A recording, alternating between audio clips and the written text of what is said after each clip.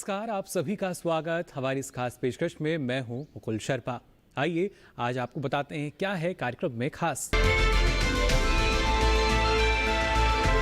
प्रधानमंत्री श्री नरेंद्र मोदी ने कहा, विमुद्रीकरण से कालाधन को खत्म करने, साथ ही कर अनुपालन बढ़ाने और पारदर्शिता ज्यादा बढ़ाने में मदद मिली है। प्रधानमंत्री ने हजीरा में रोपैक्स टर्मिनल का उद्घाटन किया।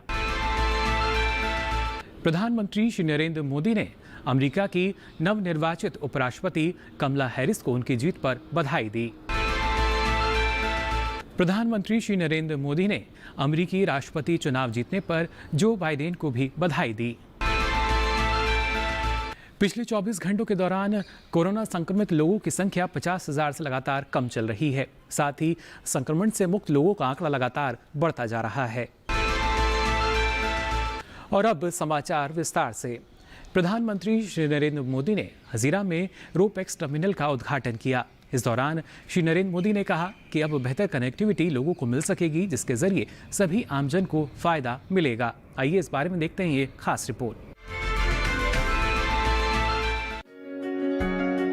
प्रधानमंत्री श्री नरेंद्र मोदी ने वीडियो कॉन्फ्रेंसिंग के माध्यम से गुजरात के हजीरा में रोपैक्स टर्मिनल का उद्घाटन किया और हजीरा तथा घोघा के बीच रोपैक्स नौका सेवा को हरी झंडी दिखाई। उन्होंने स्थानीय उपयोगकर्ताओं के साथ बातचीत भी की। उन्होंने शिपिंग मंत्रालय का नाम बदलकर पोत शिपिंग और जलमार्ग मंत्रालय रखा। इस अवसर पर प्रधानमंत्री ने कहा कि गुजरात के लोगों को दिवाली का उपहार मिला है। इस बेहतर कनेक्टिविटी से सभी को फायदा होगा।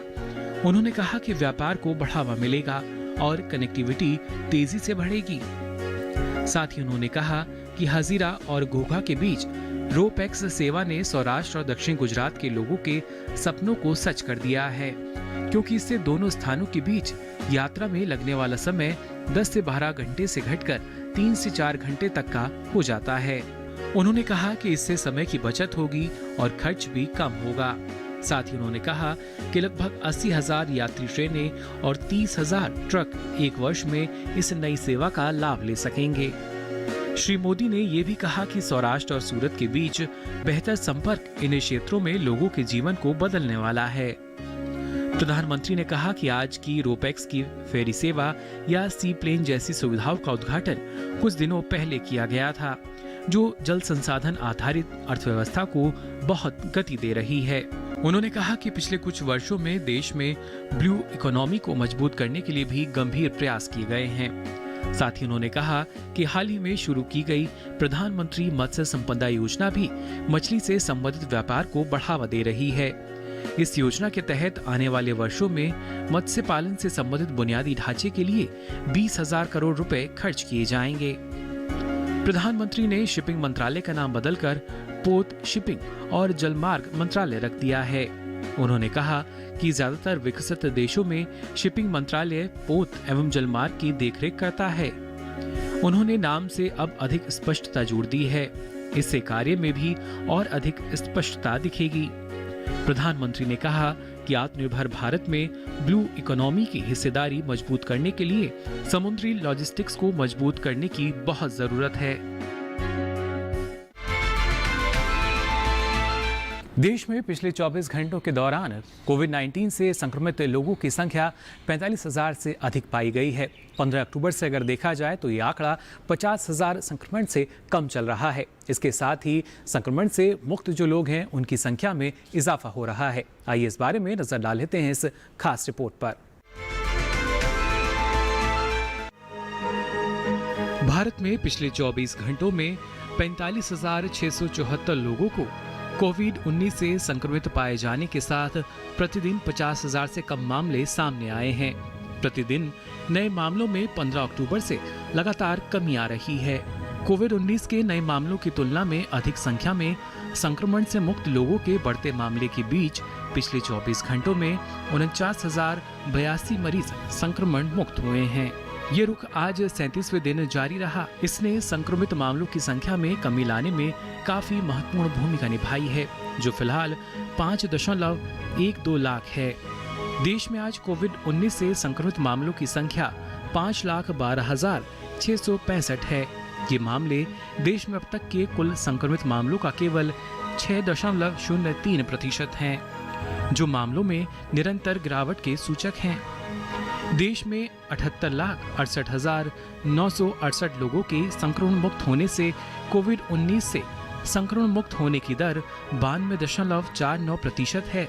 संक्रमण से मुक्त लोगों के मामलों तथा संक्रमित मरीजों के मामलों के बीच फिलहाल 73,56,303 का अंतर है। ये अंतर निरंतर बढ़ रहा है। संक्रमण से मुक्त होने वाले नए मामलों में 76% मामले 10 राज्यों या केंद्र शासित प्रदेशों में पाए गए हैं। महाराष्ट्र को पीछे छोड़कर केरल एक दिन में अधिकतम संख्या में संक्रमण से मुक्त होने वाला राज्य बन गया है। पिछले 24 घंटों में केरल में 7,120 मरीज संक्रमण से मुक्त हुए। इसके बाद 6,478 मामलों के साथ महाराष्ट्र का दूसरा स्थान है।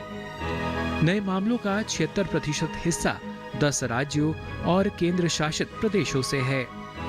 पिछले 24 घंटों में केरल में 7,201 मामले सामने आए। इसके बाद 6,953 मामलों के साथ दिल्ली का स्थान है। कल 3,959 नए मामलों के साथ महाराष्ट्र तीसरे स्थान पर है। पिछले 24 घंटों में 559 मौत के मामले सामने आए हैं। इसमें से 10 राज्यों में लगभग 79% मौत के मामले सामने आए हैं। महाराष्ट्र से 26.8% से अधिक नई मौतों के मामले सामने आए। इसके बाद 79 और 58 मौतों के नए मामलों के साथ क्रमशः दिल्ली और पश्चिम बंगाल का स्थान है। और इसी के साथ ही इस खास पेशकश में यहाँ वक्त हो चला एक छोटे से ब्रेक का। आप बने रहिए दूरदर्शन किसान पर।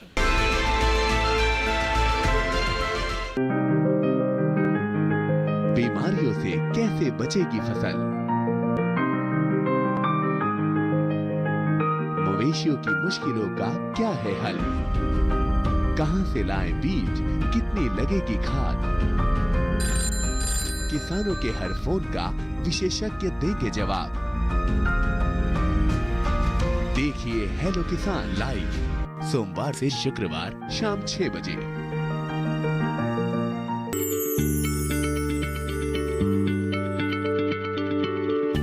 क्या आप किसी बीमारी से परेशान हैं? चाहते हैं डॉक्टर की सलाह? तो हम हैं आपके साथ। बताएंगे आपको जीने की राह। समस्याएं आपकी, समाधान देश के मशहूर विशेषज्ञों के। घर बैठे बात करें देश के जाने माने डॉक्टरों से। हमारे लाइव प्रोग्राम स्वस्थ किसान में हर शनिवार शाम 6 बजे से 7 बजे तक। ब्रेक के बाद आप सभी का एक बार फिर स्वागत हमारी इस खास पेशकश में। अब चलिए बात करते हैं हाल ही में जो नए कृषि कानून आए हैं उनके बारे में, किस तरीके से किसानों को ये लाभ देंगे। और जब बात आती है किसानों के हक की, उनके अधिकारों की, इन कृषि कानूनों के जरिए किसान अपने अधिकारों का सही ढंग से इस्तेमाल कर पाएंगे, साथ ही अपनी आर्थिक स्थिति को और भी ज़्यादा बेहतर बना पाएंगे। आइए इस बारे में नज़र डाल लेते हैं इन खास रिपोर्ट पर। और इसी के साथ ही इस खास पेशकश में यहाँ वक्त हो चला एक छोटे से ब्रेक का। आप बने रहिए दूरदर्शन किसान पर। उपराष्ट्रपति श्री एम वेंकैया नायडू ने आज भारतीय कृषि को टिकाऊ और लाभदायक बनाने के लिए बहुपक्षीय प्रयास किए जाने का आह्वान किया। उन्होंने कहा कि हम अपने दृष्टिकोण और प्रक्रियाओं में बदलाव लाकर कम क्षेत्र में ही अधिक उत्पादन प्राप्त करने में सक्षम होंगे। रंगा ट्रस्ट द्वारा आयोजित आचार्य एनजी रंगा के 120वें जयंती समारोह का उद्घाटन करते हुए श्री नायडू ने उनका एक महान स्वतंत्रता सेनानी, एक किसान नेता, एक समाज सुधारक और एक उत्कृष्ट सांसद के रूप में उल्लेख किया। उन्होंने कहा कि एक सच्चे धरती पुत्र को स्वामी सहजानंद सरस्वती के साथ भारतीय किसान आंदोलन का जनक माना जाता है। सभी किसानों की सुरक्षित आय सुनिश्चित करने से आचार्य एनजी रंगा की महत्वपूर्ण आकांक्षा को पूरा करने में मदद मिलेगी, जो किसानों के लिए कल्याणकारी थी। आचार्य रंगा के साथ अपने व्यक्तिगत जुड़ाव का स्मरण करते हुए उपराष्ट्रपति ने कहा कि वे आचार्य एनजी रंगा के जीवन और दृष्टिकोण से बहुत ज्यादा प्रभावित हैं। उपराष्ट्रपति ने कहा कि आचार्य रंगा संसद में किसानों की आवाज थे। उन्होंने ये सुनिश्चित करने पर जोर दिया कि किसानों को उनकी कड़ी मेहनत का फल मिलना चाहिए। पारंपरिक ज्ञान और अत्याधुनिक प्रौद्योगिकी के बीच प्रभावी तालमेल स्थापित करने का आह्वान किया। श्री नायडू ने कहा कि स्थानीय नवाचारों को लोकप्रिय बनाने की जरूरत है ताकि उनका अन्य क्षेत्रों में ही उपयोग किया जा सके। कृषि में प्रौद्योगिकी की नई लहर का उल्लेख करते हुए उन्होंने कहा कि ये ट्रैक्टरों के उपयोग की तरह मशीनीकरण की ओर एक बदलाव से अधिक महत्वपूर्ण है।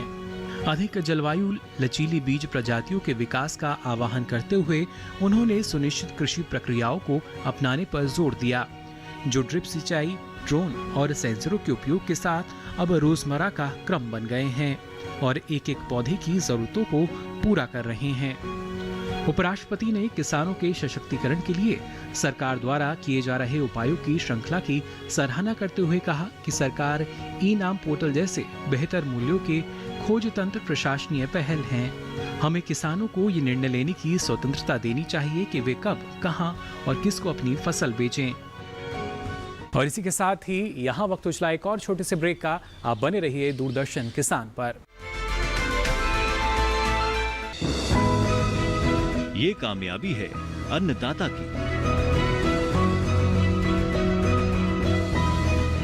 ये कहानी है खेत और खलिहानों की।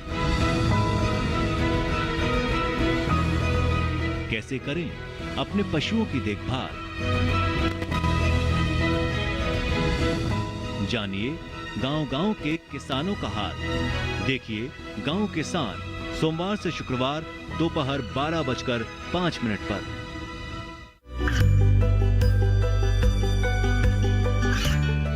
गांवों और पिछड़े क्षेत्रों में सरकारी योजनाओं की जानकारी पहुंचा।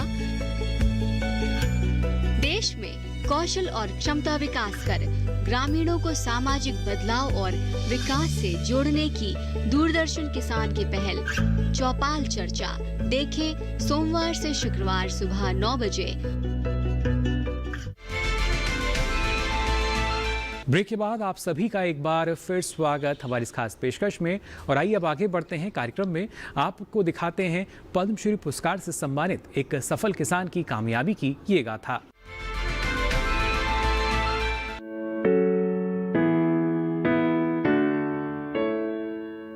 जैविक खेती के प्रति जागरूकता व अपनी अलग पहचान बनाने के लिए झालावाड़ जिले के गांव मानपुर के किसान हुकुमचंद पाटीदार को भारत सरकार ने पद्मश्री पुरस्कार से सम्मानित किया है। प्रगतिशील किसान हुकुमचंद पाटीदार की कहानी से हमें प्रेरणा मिलती है कि परिस्थितियां चाहे कैसी भी विपरीत क्यों न हो, हार न माने तो सफलता निश्चित ही मिलती है।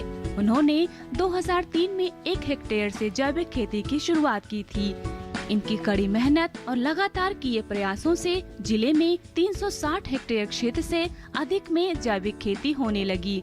हुकुमचंद पाटीदार ने जैविक विधि से धनिया, मेथी, लहसुन और गेहूं की सफल पैदावार के प्रयासों में सफलता हासिल की। हुकुमचंद पाटीदार ने 1.5 दशक पहले 1 हेक्टेयर क्षेत्र से जैविक खेती की शुरुआत की। पहली बार में उत्पादन घटकर 60% रह गया, लेकिन उन्होंने हिम्मत नहीं हारी। दूसरे साल 40 एकड़ जमीन में जैविक खेती को अपनाया। उत्पादन बढ़ने के साथ ही जैविक खेती उपज का अधिक दाम मिलने लगा तो दूसरे किसानों में भी जागरूकता आई। प्रकृति में जीवों को बचाना है तो जैविक खेती को अपनाना पड़ेगा। प्रकृति में एक जीव दूसरे जीव का आहार होता है। खेती में यदि जीव नहीं रहेंगे तो खेती की उर्वरता नहीं रहेगी। रासायनिक खादों के प्रयोग से जीव जंतु नष्ट होते जा रहे हैं। इससे उर्वरा क्षमता घटती जा रही है। यही कारण है कि मैं जैविक खेती के प्रचार प्रसार के लिए राष्ट्रीय स्तर पर प्रचार प्रसार कर रहा हूँ। हुकुमचंद पाटीदार के जैविक कृषि फार्म पर नित नए प्रयोग करते हुए जैविक फसल का उत्पादन हो रहा है, जहां से विश्व के कई देशों में रहने वालों की रसोई तक इस फार्म का अनाज पहुंचता है। साथ ही वो ये भी बताते हैं कि इनके फार्म पर किसी प्रकार के रासायनिक उर्वरकों या कीटनाशकों का उपयोग नहीं किया जा रहा। उन्होंने जैविक खेती में आने वाली समस्याओं का हल ढूंढा। अपने खेत पर ही हरी खाद, गोबर खाद, जीवामृत, पंचकप, रसायन सहित अन्य जैविक दवाइयाँ तैयार की। इसके लिए वर्मी कंपोस्ट यूनिट तैयार की। महाराणा प्रताप कृषि यूनिवर्सिटी के वाइस चांसलर ने भी इनको कई उपाय बताए जो कि खेती के लिए कारगर रहे हैं। उसके बाद जैविक खेती के क्षेत्र में उन्हें सफलता मिलती गई। गांव में दूसरे किसान इससे जुड़ने लगे। गांव में दूसरे किसान इससे जुड़े, फिर जिले में भी कई किसानों ने अपने खेतों को जैविक फार्म के रूप में विकसित करना शुरू कर दिया।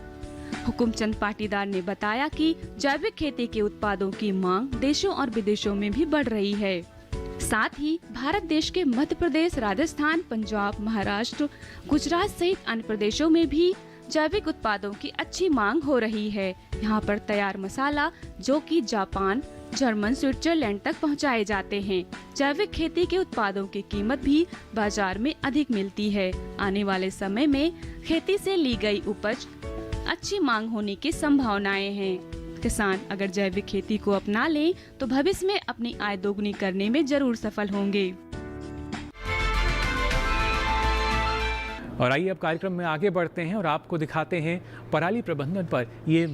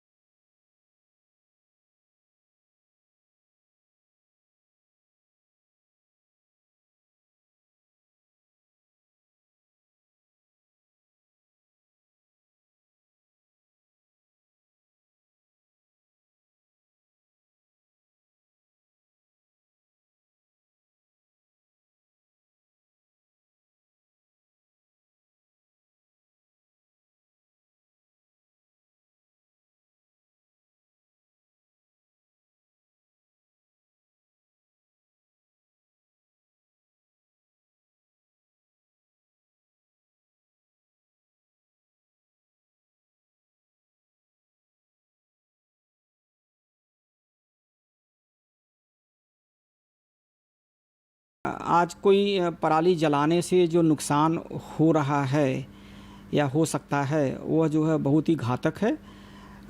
दो तीन प्रकार के नुकसान हो रहे हैं। एक तो ये कि जो भी जैविक पदार्थ उसे धान के पौधों से जो बन सकता है खाद के रूप में जो कि प्रयोग हो सकता है, उससे अगली फसल के लिए उर्वरक की कमी होगी। दूसरा यह भी है कि इसके जलाने से जो धुआं निकलता है हमारे समाज के लिए, स्वास्थ्य के लिए बहुत ही हानिकारक है, ख़ासतौर से उन लोगों के लिए जो कि किसी अस्वस्थता से पीड़ित हैं या दमा के मरीज़ हैं, सांस के रोगी हैं, उनके लिए ख़ास तौर से बहुत ही घातक सिद्ध हो रहा है। दूसरा यह भी है कि वायुमंडल में इतना धुआं निकल करके जा रहा है, विभिन्न प्रकार की गैसें हैं, उसके डिटेल में मैं नहीं जाऊंगा, जो कि मनुष्यों को तो, समाज को तो नुकसान करता ही है, जानवरों को ही बहुत बुरी तरीके से प्रभावित कर रहा है और उनके स्वास्थ्य के लिए बहुत ही हानिकारक हो रहा है। ऐसे उनके लक्षण दिख रहे हैं। और उनकी अगर दुधारू नस्ल की गायें हैं, भैंस हैं, बकरी हैं, पक्षी हैं, पशु हैं, सबको बहुत बुरी तरीके से प्रभावित कर रहा है।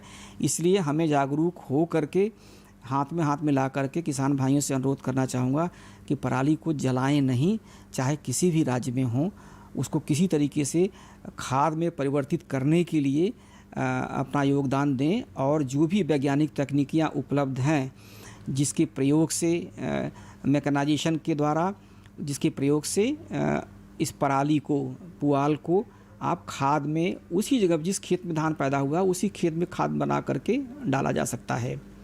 पराली जलाने से किसान के खेत को होने वाले नुकसान के साथ ही हवा में जहरीला धुआं घुल जाता है। कृषि वैज्ञानिकों ने किसानों को पराली जलाने के बजाय उसके उचित प्रबंधन की सलाह दी है। पराली को जलाने के स्थान पर इसे एकत्रित करके चारे के रूप में उपयोग किया जा सकता है। पराली को मशीन से काटकर हरे चारे में मिलाकर पशुओं को खिलाया जा सकता है। पराली विभिन्न उद्योगों में ईंधन का भी एक विकल्प है। तो आज के लिए इस खास कार्यक्रम में बस इतना ही। दीजिए इजाजत। नमस्कार।